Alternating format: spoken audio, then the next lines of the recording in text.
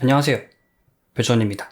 오늘은 우리가 매일같이 항상 우리 몸에 지니고 다니는 물건에 대해서 얘기해 보려고 합니다. 이 물건은 우리가 일어난 직후부터 자기 직전까지 보고 있으며 심지어 우리가 화장실에서 볼일을 볼 때조차 눈을 못 떼는 그런 물건입니다. 오늘의 주제는 바로 스마트폰입니다.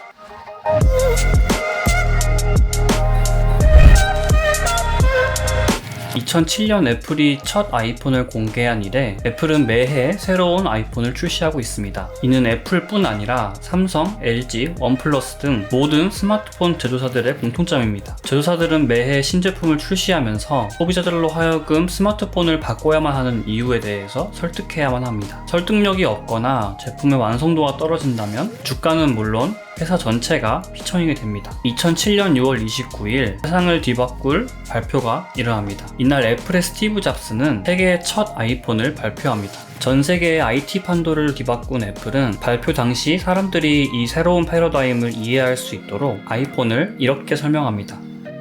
An iPod, a phone, and an internet communicator. An iPod, a phone. Are you getting it? These are not three separate devices. This is one device. 애플이 스마트폰 판도를 뒤바꾸자 구글, 삼성, LG, HTC를 비롯한 전 세계 스마트폰 제조업체들은 뒤늦게 그 패러다임에 참여합니다. 삼성은 곧바로 아이폰을 저격할 의도로 옴니아폰을 내놓았지만 처참한 수준의 안 좋은 성능으로 시장에서 퇴짜를 맞고 맙니다. 그리고 자꾸 자기 폰 배터리 다 됐다면서 ZT 옴니아2 배터리 빼달라 하는데 저야 뭐 하나 더 있는 배터리 준다 칩시다. 하지만 주면 뭐합니까? 예쁘다고 우겨서 산 그 외국산 브랜드 스마트폰 배터리 분리도 안 돼서 바꿔 끼울 수도 없는데. 2009년 아이폰 3GS가 출시되고 난 뒤부터 스마트폰 제조업체들은 타사보다 더 나은 제품을 개발하려고 노력했습니다. 그리고 세계는 스마트폰 황금기를 맞이하게 됩니다. 삼성은 2010년이 되어서야 제대로 된 스마트폰인 갤럭시 S를 출시하면서 스마트폰 시장에 진입하게 됩니다. 이 당시 스마트폰은 한 세대를 거듭할수록 기기에 탑재된 기술력이 천지차이일 만큼 소비자들 중에서 얼리 어댑터가 다수를 이루던 때였습니다. 아이폰 4를 사용하다가도 4S가 나오면 바로 바꿨고 4S를 사용하다가 5가 나오면 또 바꿨고 5S가 나오면 또 바꾸고 그랬던 시기였습니다. 게다가 스마트폰의 가격이 지금만큼 비싸지 않았기 때문에 더 그랬을 수도 있습니다. 애플의 아이폰은 시장 초기부터 지금까지 스마트폰 시장의 가격 책정 기준이 됩니다. 삼성을 비롯한 다른 업체들도 아이폰이 비싸지면 똑같이 가격을 올리고 틈새 시장을 노리기 위해 저가형 모델을 개발하고 차별화시켜 출시하게 됩니다. 하지만 지금 어떨까요? 아이폰의 노치 디자인의 시초인 아이폰 X 혹은 아이폰 X는 출고가 $999에 출시되었습니다. 엔트리 용량 버전을 기준으로 스마트폰 가격이 하나 100만원을 넘어가게 되는 시점이었습니다. 이때부터 소비자들은 스마트폰을 자주 바꾸는 습관에 대해서 다시 한번 생각하게 됩니다. 스마트폰을 1년에 한 번 신제품이 나올 때마다 교체해야 하는 소모품이 아니라 2년 약정을 했을 시 꽉꽉 채우거나 혹은 고장이 나지 않는다면 더 오래 쓰는 제품으로 바뀐 것입니다. 최근 발표된 아이폰 12의 가격은 $749, 아이폰 12 프로의 가격은 $999에 출시되었습니다. 이들 가격은 중저가에서 엔트리 레벨 노트북의 가격입니다. 조금 더 일상적인 용어로 해석해보자면 뜨끈하고 든든한 국밥 한 그릇 7,000원 기준으로 했을 때 아이폰 12의 가격은 124.28그릇 그리고 아이폰 12 프로의 가격은 164.28그릇입니다. 매일 한 끼 국밥 한 그릇씩 먹는다 치면 4개월에서 6개월 정도 먹을 수 있는 가격입니다. 물론 스마트폰에서도 프로 제품의 성능을 기대하고 구매하는 분들이 계신데요. 사실 대부분의 소비자들은 스마트폰으로 하는 게 단순합니다. 가족 및 지인들과 연락하고 동영상 플랫폼으로 영상 시청하고 카메라로 사진 찍고 보정하고 개인 SNS에 공유하는 게 전부입니다. 2020년 스마트폰의 기본 기능이라고 할 만한 이것들을 하는데 큰 제약이 없다면 스마트폰을 굳이 바꾸지 않아도 되는 게 현실입니다. 매년 100만원씩 내면서 스마트폰을 굳이 바꿀 필요는 없으니까요. 물론 제품의 완성도나 퀄리티는 그대로이고 가격만 오른 것은 절대 아닙니다. 대부분 플라스틱 소재로 만들어지던 스마트폰은 유리나 흑금 소재로 뒤덮어지게 되었고, 물에 빠지면 고장나던 전자기기에서 이제는 방수방진 기능이 탑재된 지도 오래되었습니다. 후면 커버를 분리해서 배터리를 교체하는 방식의 스마트폰도 우리는 본 지 꽤 오래됐습니다. 삼성 갤럭시 라인업에서는 자주 보이는 트렌드이지만, 이러한 소비자 심리의 변화를 캐치한 듯 스마트폰 제조사들은 더욱 중급기에 신경을 쓰게 되었습니다. 플래그십만 존재하던 아이폰은 세대를 거듭할수록 라인업을 늘리기 시작했고, 아이폰 12가 출시된 현재 아이폰 12 미니, 아이폰 12, 아이폰 12 프로, 아이폰 12 프로 맥스, 아이폰 SE 2세대까지 총 5개의 라인업이 존재합니다. 삼성은 뭐 말할 것도 없고요. 얼마 전 출시하자마자 매스 프리미엄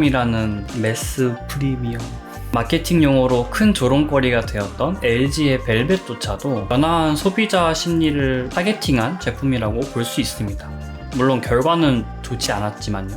이렇게 변화하는 소비자 심리와 마켓 트렌드를 이해하면 더욱 현명한 소비를 할 수 있습니다. 우리는 더 이상 신제품 판매 날짜에 맞춰서 줄을 서서 기다려서 제품을 구매할 필요도 없고, 신제품에 대한 여론이 지나치게 나쁘지 않은 이상 뭘 사도 우리가 평소에 스마트폰으로 하는 걸 하는 데는 크게 지장이 없습니다. 매해 새로 나오는 신기술을 필요로 하는 전문가가 아닌 이상 일반 소비자들은 태블릿을 구매하면 3년 반, PC나 노트북은 평균 4에서 5년, 그리고 TV는 평균 7년을 사용합니다. 그렇다면 낭비를 줄이고 현명한 소비를 하기 위해서는 어떤 질문을 해야 할까요?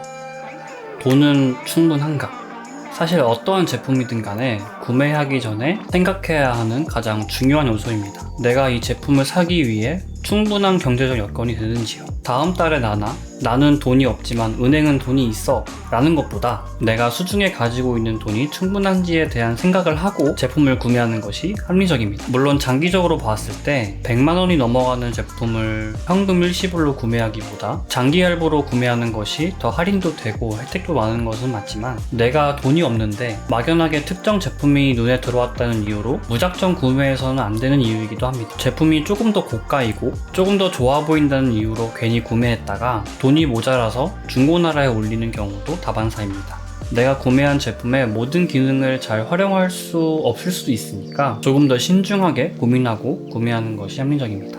그러면 두 번째 질문으로 이어집니다. 가지고 있는 제품 중에 대체 가능한 제품이 있는가? 첫 번째 질문과 마찬가지로 굉장히 중요한 질문입니다. 이미 멀쩡한 스마트폰이 있는데 뭔가 새로 나온 스마트폰이 셀카도 더 예쁘게 나올 것 같고, 뭔가 인터넷 속도가 더 빠를 것 같고, 뭔가 조금 더 인싸가 될 것 같은 느낌의 제품을 구매하는 경우가 많습니다. 하지만 5년 전에 비해 스마트폰이 한 세대를 거듭할수록 일어나는 변화의 폭은 그다지 크지 않습니다. 오히려 1년 혹은 2년 넘은 스마트폰이 최근에 나온 스마트폰보다 더 나은 사진을 찍을 수도 있고, 신제품을 구매하는 데 들인 돈에 비해 구매의 결과로 오는 이점이 생각보다 적기 마련입니다. 물론 기업들은 제품을 판매해야 이윤이 돌아오기 때문에 신제품이 마치 새로운 패러다임을 소개한 것처럼, 뭔가 시장의 판도를 바꾼 것처럼 광고를 하지만, 자세히 들여다보고 리뷰를 보다 보면 이전 제품에 비해 크게 달라진 것이 없는 게 현실입니다. 다들 말하는 거지만 존버는 승리합니다.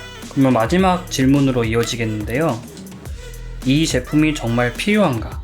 제품을 구매하기 전에 마지막으로 한 번 더 생각해 보시라고 이 질문을 넣어봤습니다. 사실 저도 충동 구매를 정말 많이 하는 편인데요. 샴푸 하나 사려고 마트를 가면 뭔가 이것도 필요할 것 같고 저것도 필요할 것 같고 해서 충동 구매로 쓰는 돈이 샴푸 값보다 더 많이 나오는 그런 충동 구매를 하는 편입니다.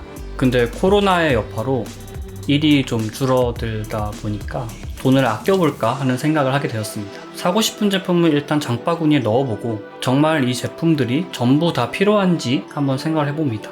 그렇게 내면의 저와 한창 싸우고 난 뒤에도 이 제품이 정말 필요하다 싶으면 구매하는 편입니다. 디지털 트렌드가 바뀐 걸 안다면 굳이 신제품이 나오자마자 구매할 필요는 없겠죠. 오늘 영상에서는